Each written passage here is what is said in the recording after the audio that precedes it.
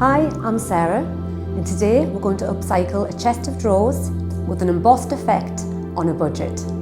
To achieve this effect, you will need your flat fronted drawer, a stencil of your choosing, a 1-inch flat brush, a large round brush, 2 stirrers, a ceramic handle of your choice, a dish for mixing the cornflour mixture in, 2 paints, 1 for your base colour, a lighter colour for your dry brushing, some cornflour and some tissue paper.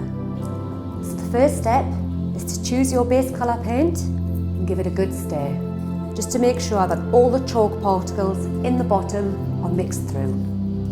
Using a 1-inch flat brush, we dip it into the paint, wipe off the excess and off we go.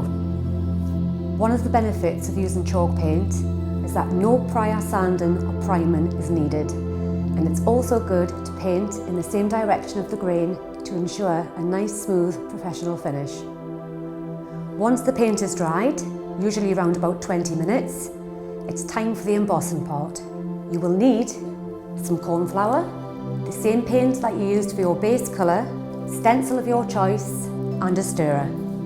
We're going to start off by pouring some cornflour into the dish. About 1 or 2 tablespoons should do it. And now we're going to add the paint. A little at a time. And the consistency we're looking for is a firm, stiff icing.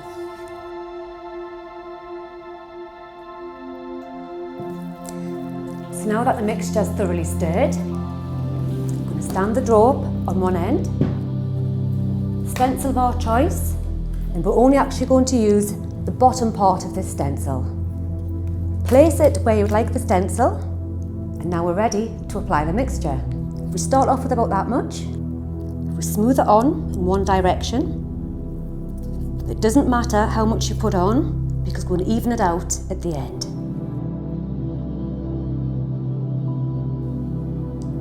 Once the mixture is in place, using a clean spatula, it's just time to even the surface off and take off any excess mixture. This is the scary bit now. Start by slowly peeling the stencil from one side. The good thing about cornflour is there are no active ingredients in it, so therefore your embossed stencil will not go mouldy over time. Once the mixture has dried, around about 30 minutes, take a large round brush, dip it into the colour of your choice for your dry brushing. You only need a small amount. Wipe the excess of the paint off your brush onto some tissue. You can see how much we've taken off there. The brush is practically dry of paint, so here we go.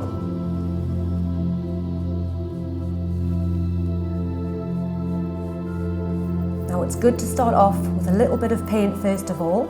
You can always use more later on. You can see the detail starting to come through. If you really want to emphasise that vintage look, you can also dry brush around the feature edges of the drawer. And for that finishing touch, I'm going to add a vintage floral ceramic handle, just for that wow factor.